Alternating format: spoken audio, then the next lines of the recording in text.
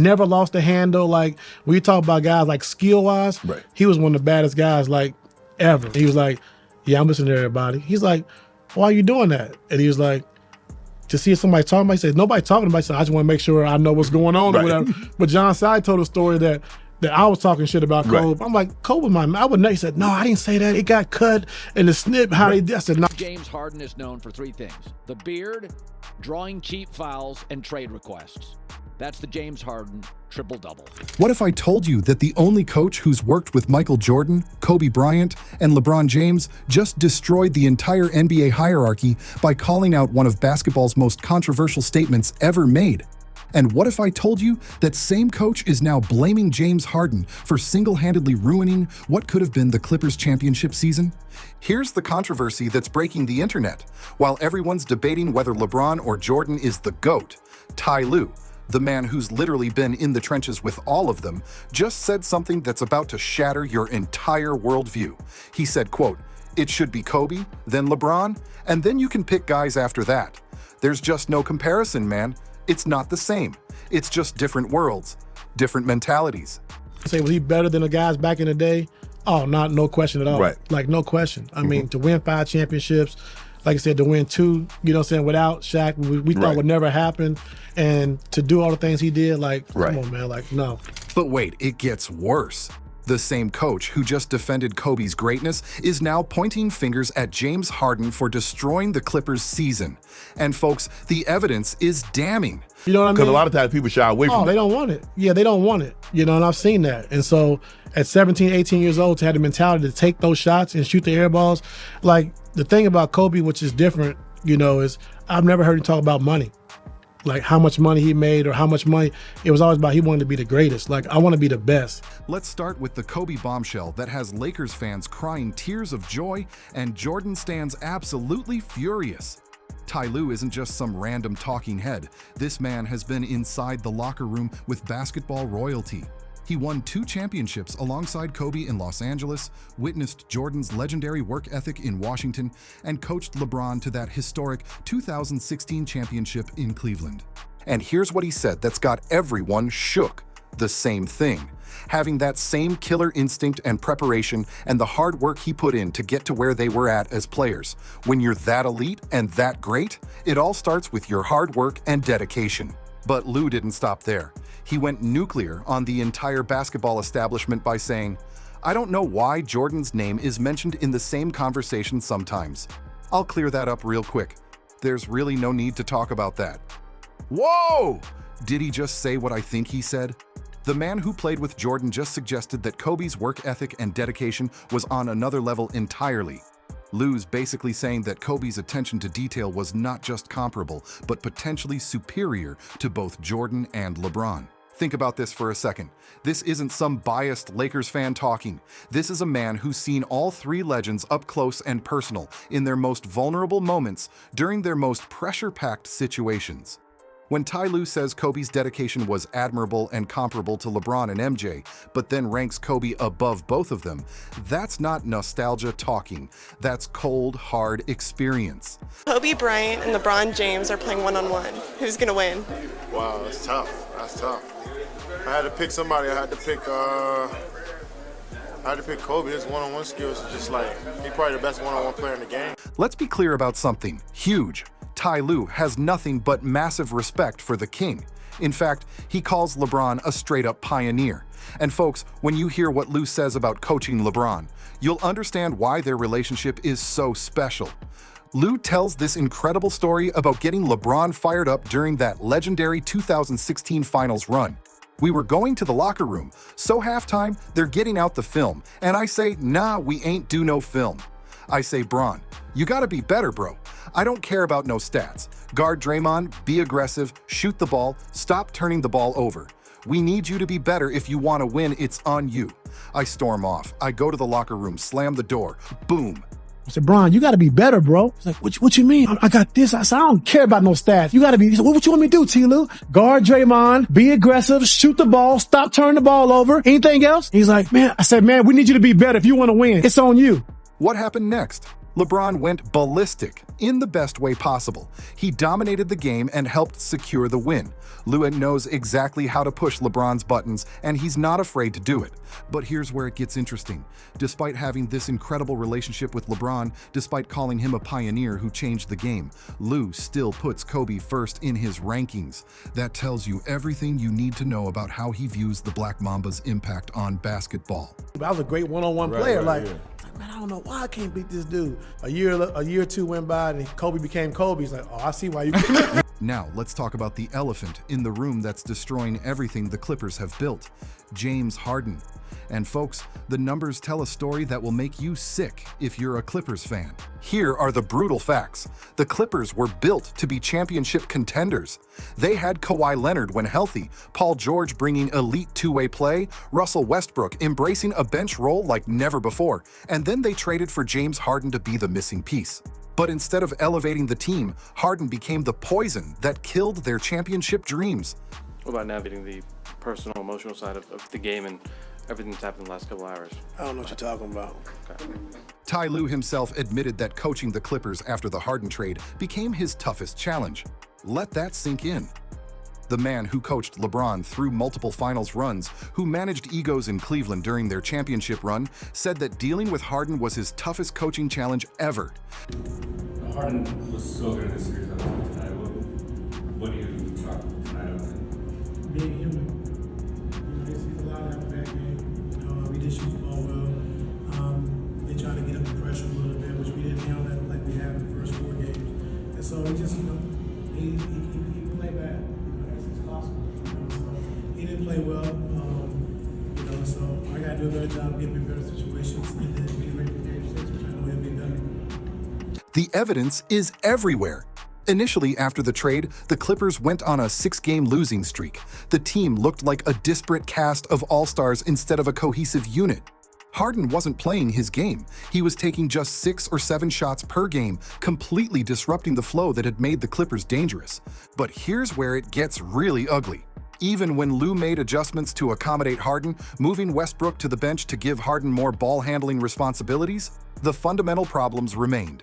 The Clippers' offensive system became completely dependent on Harden's playmaking, and when he struggled, the entire team collapsed. Oh, damn. That's ridiculous right there. So you mean to tell me the whole game they just showed his stats? He only had 7 points. 7 points. That's ridiculous. 2 for 8 from the field. That's ridiculous. They shouldn't have let them boys come back and win this series, man. Well, now I'm questioning Ty Lue. Yeah. He was up 3-1, right? No, they was up 2. He was the 2-2. Let's talk about Paul George for a moment, because this man represents everything the Clippers should have been. George wasn't just putting up stats. He was the anchor of their defensive system. His strong defense was the foundation that allowed other players to thrive in their roles. George understood sacrifice. He understood what it meant to be part of something bigger than individual statistics. When the Clippers needed him to guard the opponent's best player, he did it. When they needed him to space the floor for others, he did it. When they needed clutch shots, he delivered. But here's the tragic part. George's excellence was completely undermined by Harden's inability to fit into a team-first system. While George was sacrificing his individual numbers for team success, Harden was demanding the offense run through him, disrupting the very foundation that made the Clippers dangerous. I haven't thought about the offseason. To be honest, I thought about OKC. That's what I was thinking. But it didn't work out that way. And so, I don't know. It's frustrating losing. But I'm not frustrated with the guys in the locker room, if that makes sense. Just a loss alone just makes me mad. But I'm very, like I said, very happy for what those guys brought all year long. And next year we'll see. And then there's Russell Westbrook, a former MVP who showed exactly what championship-level sacrifice looks like. Think about this. Westbrook came off the bench for the first time in his playoff career. A 9-time All-Star, a man who averaged a triple-double for multiple seasons, willingly accepted a reduced role because he understood what was best for the team. Westbrook averaged a career-low 11.2 points per game, but was playing better defense and was in a better place mentally because he embraced his role. When the Clippers needed energy off the bench, Westbrook provided it. When they needed veteran leadership, he stepped up. When they needed someone to make the tough plays without caring about credit, Westbrook did it. The contrast with Harden is stark and damaging. While Westbrook was sacrificing his ego for team success, Harden was demanding the system be built around his strengths. While Westbrook was accepting criticism and adjusting his game, Harden was pointing fingers and making excuses. Russell Westbrook even addressed rumors about tension, saying he enjoyed taking on new roles and making certain sacrifices in hope that it would make our team better. That's what champions do. That's what Kobe would have done. That's what LeBron does. But Harden, he wanted the system to change for him.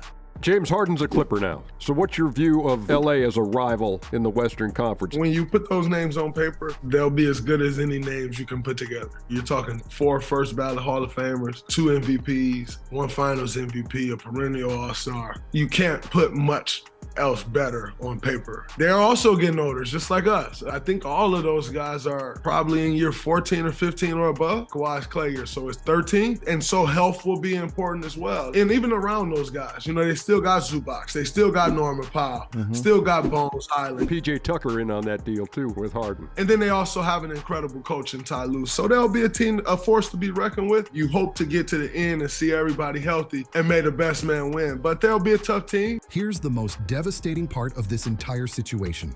The Clippers had a legitimate championship window, and James Harden's arrival destroyed it from the inside. Think about what they had before Harden. A healthy Kawhi Leonard playing at superstar level, Paul George providing elite two-way excellence, Russell Westbrook embracing a perfect bench role, and a supporting cast that understood their assignments. They were the perfect balance of star power and role player excellence. But the moment Harden arrived, that chemistry evaporated. Suddenly, the offense had to run through Harden's playmaking. Suddenly, other players were standing around waiting for Harden to create.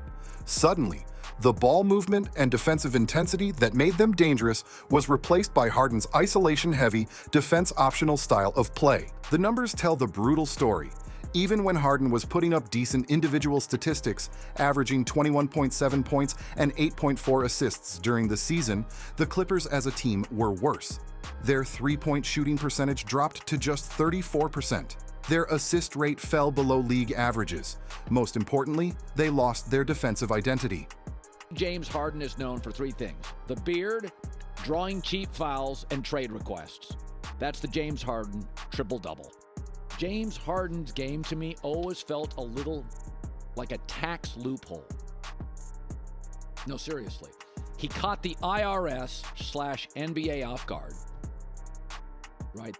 Nobody saw it coming, the step back move. Nobody was quite sure it was legal. And then the NBA/IRS mostly eliminated the loophole, and it was never the same. The playoffs exposed everything wrong with the Harden experiment. In their first-round series against the Denver Nuggets, a series they were favored to win, the Clippers collapsed in spectacular fashion. Game 7 against the Nuggets was the perfect encapsulation of how Harden destroyed their season. When they needed their star playmaker to step up in the biggest moment, Harden disappeared. While Kawhi Leonard was battling through injuries and doing everything possible to carry the team, Harden was missing crucial shots and making costly turnovers. The most damaging evidence? Throughout the series, NBA teams need their superstars to make momentum-breaking shots in clutch moments. Harden simply didn't provide them. When the lights were brightest and the pressure was highest, the man they traded for to be their championship missing piece became their biggest liability. Critics were absolutely destroying Harden's playoff performance, pointing out that he had every opportunity to prove his worth and instead showed exactly why he's never been able to get over the championship hump despite playing with multiple Hall of Fame talents throughout his career. You only get one of these things called life. And, when I got good games, they praise you. When you have bad games, they talk about you. That's their job. You know what I mean? So I don't go out there and expect or trying to miss the shots or trying to turn the ball over. You know what I mean? But when shit going good, it's, oh my God, he looks like vintage.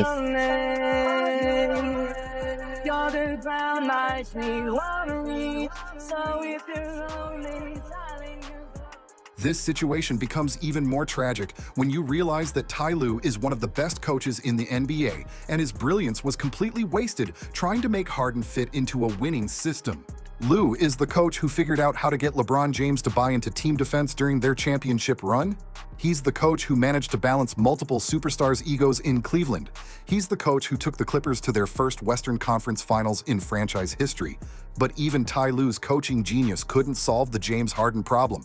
When your coach, a man who's won championships and managed superstar personalities, says that dealing with one player is his toughest challenge, that's not a coaching problem. That's a player problem. The most heartbreaking part is watching Lue try to defend Harden publicly while clearly struggling with the situation privately. When Lue talks about Harden carrying a heavy load during the season, you can hear the frustration in his voice. He knows this isn't how championship teams are built. This highlights the fundamental difference between champions and pretenders. Kobe sacrificed his body for rings. LeBron makes teammates better. Westbrook gave up his ego for the team. But Harden? He demands the system revolve around him regardless of winning. Ty Lue knows what championship commitment looks like. When he defends Kobe's greatness and calls LeBron a pioneer, he's speaking from experience with true winners. Let's grade the James Harden trade to the Clippers. What are y'all grading it for Philadelphia? A. I'm giving it an A. This is the best you could get. I'm going to say A-. They had no leverage and still got a couple first-round picks. I'll go B. You got to still hope that these two very average first-round picks can net you a decent star in the future, because all the role players they're getting aren't that relevant. You telling me Nick Batum isn't moving you? Not if he's in for the fourth quarter, I'll tell you that. Here's what nobody wants to say. Harden's arrival didn't just hurt the Clippers, it destroyed them. When a championship coach calls managing one player his toughest challenge, that's an indictment, not a compliment. The Clippers went from championship contender to first-round exit after adding an all-star. Paul George's efficiency dropped. Westbrook's minutes decreased despite excellent play. The entire system was sacrificed for Harden's preferences. And for what? A playoff exit and a wasted championship window that may never return. Ty Lue's defense of Kobe's greatness isn't just about ranking players, it's about understanding what championship DNA actually looks like. When he puts Kobe first, when he calls LeBron a pioneer, he's highlighting the difference between players who elevate everyone around them and players who demand that everyone else change to accommodate them. The James Harden experiment was a disaster from start to finish, and every basketball fan needs to understand why. It wasn't about talent. Harden is undeniably skilled. It wasn't about effort. He played heavy minutes and put up numbers. It was about culture, about sacrifice, about understanding that individual excellence only matters when it leads to team success. Ty Lue learned the hard way that you can't build a championship team around players who won't sacrifice for the greater good. He's worked with true champions like Kobe and LeBron, and he knows the difference. The Clippers' season was destroyed, not by bad luck or injuries, but by trying to force a selfish superstar into a selfless system. The most tragic part? This was completely preventable. The warning signs were everywhere throughout Harden's career, but the Clippers ignored them, and now they're dealing with the consequences of trying to win a championship with someone who's never shown the mental toughness and selfless attitude that championship teams require. What do you think? Was Ty Lue right to defend Kobe's greatness over Jordan and LeBron? And more importantly, is James Harden the real reason the Clippers' championship window slammed shut? Let us know in the comments below. This debate is just getting started.